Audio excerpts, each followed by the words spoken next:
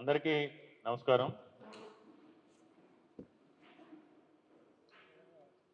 మనం ఆంధ్రప్రదేశ్ రాష్ట్రం ఏలూరు పార్లమెంటు సభ్యుడు పుట్ట మహేష్ యాదవ్ హైదరాబాద్లో ఒక ఫామ్ హౌస్లో డిన్నర్ పార్టీ పేరుతో డ్రగ్ పార్టీ నిర్వహించడం, ఆ డ్రగ్ పార్టీపై ఈగల్ టీం రైడ్ చేసిన సమయంలో వీరందరూ కూడా రెడ్ హ్యాండెడ్గా కొకైన్తో దొరకటం మనందరూ కూడా మీడియాలో చూసాం. ఈరోజు ఆంధ్రప్రదేశ్ రాష్ట్రంలో కూటమి ప్రభుత్వం అధికారంలోకి వచ్చిన తర్వాత ముఖ్యంగా తెలుగుదేశం పార్టీ అంటే ఇది రాజకీయ పార్టీ కాదు, తెలుగు డ్రగ్స్ పార్టీగా తయారై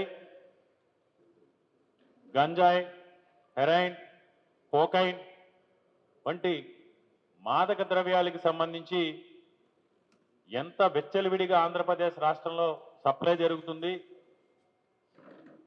ఆ సప్లై జరిగే క్రమంలో తెలుగుదేశం పార్టీకి సంబంధించిన నాయకులు కానీ, కార్యకర్తలు కానీ, తెలుగుదేశం పార్టీకి సానుభూతి పరులుగా ఉన్న వ్యాపారస్తులు కానీ ఏ విధంగా ఇన్వాల్వ్ అయ్యి ఉన్నారనేది మనం చూసాం. ముఖ్యంగా ఈ డ్రగ్స్ పార్టీలో కీలకంగా వ్యవహరించిన రాజస్థాన్కి సంబంధించిన ఎమ్మెల్యే నితీ శర్మతో ఈ డ్రగ్ పార్టీని పెట్టింది మహేష్ యాదవ్ అని ఈరోజు ఈగల్ టీం నిర్ధారించడం జరిగింది. స్వయంగా ఏలూరు ఎంపీ పుట్ట మహేష్ డ్రగ్స్ వాడినట్లు కూడా రక్త నమూనాల్లో నిర్ధారణ అయింది. ఇన్ని జరిగినా సరే స్వయంగా ఒక ఎంపీ డ్రగ్స్ తీసుకున్నట్టు రక్త పరీక్షలు జరిగినా సరే ఈరోజు టీడీపీకి సంబంధించిన అనుకూల మీడియాలో ఇదేదో YSR Congress party social media creation అని, అసలు ఎంపీ నిర్ధారణ కాలేదని ఈరోజు నిస్సిగ్గుగా, నిర్లజ్జగా పత్రికా విలువలను, జర్నలిజం విలువలను కాలరాస్తూ కూడా ఇంకా దాన్ని కూడా వైఎస్ఆర్ కాంగ్రెస్ పార్టీ మీద దాడి చేసే ప్రయత్నం చేస్తూ ఉన్నారు. ఎల్లో మీడియాలకు సంబంధించిన కొంతమంది ఈరోజు యాంకర్ల రూపంలో ఈరోజు ప్యాకేజీలు తీసుకుని పచ్చి అబద్ధాలని మాట్లాడే కొంతమంది మీడియా ప్రతినిధులు. పైగా విచిత్రం ఏంటంటే వారు సంబంధించిన ఎంపీ తప్పు చేసి స్వయంగా ఒక పోలీస్ అధికారి ఎంపీ గారు డ్రగ్స్ తీసుకున్నట్టు రక్త నమూనాలో నిరూపణైన నిర్ధారణ చేసిన తర్వాత కూడా వీరు అబద్ధాలను ప్రచారం చేస్తూ ఉన్నారు. ఎంత దుర్మార్గం అంటే ఎవరైతే ఈ డ్రగ్స్ పార్టీ మీద దాడులు నిర్వహించారో ఆ పోలీసుల పైన ఈరోజు ఎవరైతే ఎంపీ మహేష్ గారు కానీ వాళ్ళ స్నేహితులకు సంబంధించి వీరు గన్ ఫైర్ చేసి పోలీసుల పైన కూడా దాడి చేయడం జరిగింది. అంటే ఇది ఎలా ఉందంటే ఈరోజు ఆంధ్రప్రదేశ్ రాష్ట్రంలో ఉన్న తెలుగుదేశం పార్టీకి సంబంధించిన నాయకులు ఒక డ్రగ్ మాఫియాగా ఏర్పడి మనం ఎక్కడో మెక్సికోలోనో, బ్రెజిల్లోనో కొన్ని దేశాల్లో చూస్తూ ఉంటాం. పాబ్లో ఎస్కోబార్ అని ప్రపంచ డ్రగ్ డీలర్. వాళ్ళు ఏం చేస్తారంటే ఎవరైనా అధికారులు దాడి చేసినప్పుడు వాళ్ళ పైన కూడా ఎదురు దాడి చేసి అక్కడ ఎన్కౌంటర్ జరుగుతూ ఉంటాయి.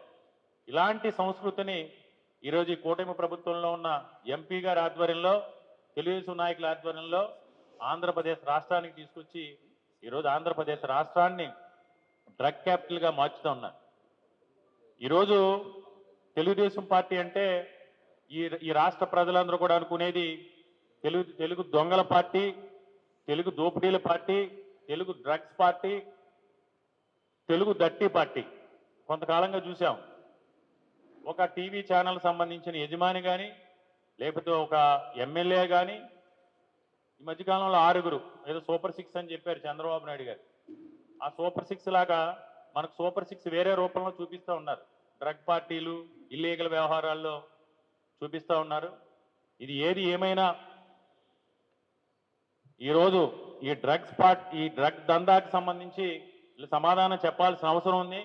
ఎందుకంటే మనకందరికీ కూడా తెలుసు 2024 మార్చి 19, 20వ తారీఖున దేశవ్యాప్తంగా ఒక కలకలం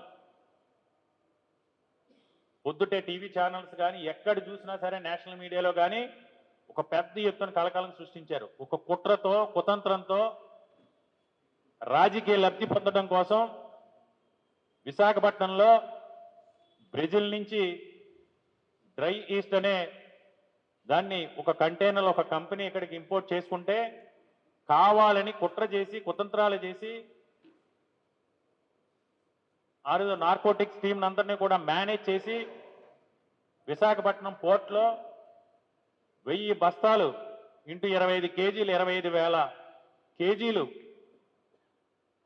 కొకైన్ దొరికిందని, ఆ కొకైన్ వెనుక ఆంధ్రప్రదేశ్ రాష్ట్రంలోని వైఎస్ఆర్ కాంగ్రెస్ పార్టీకి సంబంధం ఉందని దుష్ప్రచారం చేసి ఎన్నికల్లో లబ్ధి పొందడం కోసం ఏ విధంగా ఎల్లో మీడియాలో ఆ రోజు ప్రచారం చేశారో మనం చూసాం. కేవలం ఆ రోజు వైఎస్ఆర్ కాంగ్రెస్ పార్టీని ప్రజాస్వామ్యయుతంగా తట్టుకోలేక వైఎస్ఆర్ కాంగ్రెస్ పార్టీని వైఎస్ఆర్ కాంగ్రెస్ పార్టీతో నిజాయితీలతో పోరాడి రాజకీయాలు చేయలేక ఏదో రకంగా ఎన్నికల్లో గెలవాలనేతో ఆందోళన గురి చేసే విధంగా ఏ విధంగా దుష్ప్రచారం చేశారో మనం అందరం కూడా చూసాం. ఆ రోజు అదే కూటమి ప్రభుత్వం తర్వాత కూటమి ప్రభుత్వం దురదృష్టవశాత్తు అధికారంలోకి రావటం, ఈ కూటమి ప్రభుత్వం ఆధ్వర్యంలోనే 2024 జూలైలో ఇది ఎలాంటి డ్రగ్స్ కూడా లేదు, పూర్తిగా ఇది ఆరోపణ మాత్రమే, ఇది ఒక డ్రై ఈస్ట్ అని కూటమి ప్రభుత్వం ఆ రోజు నివేదిక ఇవ్వడం జరిగింది.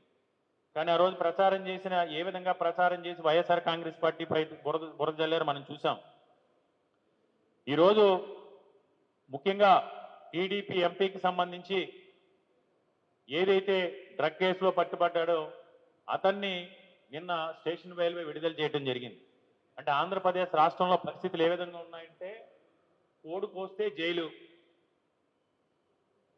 డ్రగ్ తీసుకుంటే బెయిలు, ఇది ఈ ప్రభుత్వ తీరు.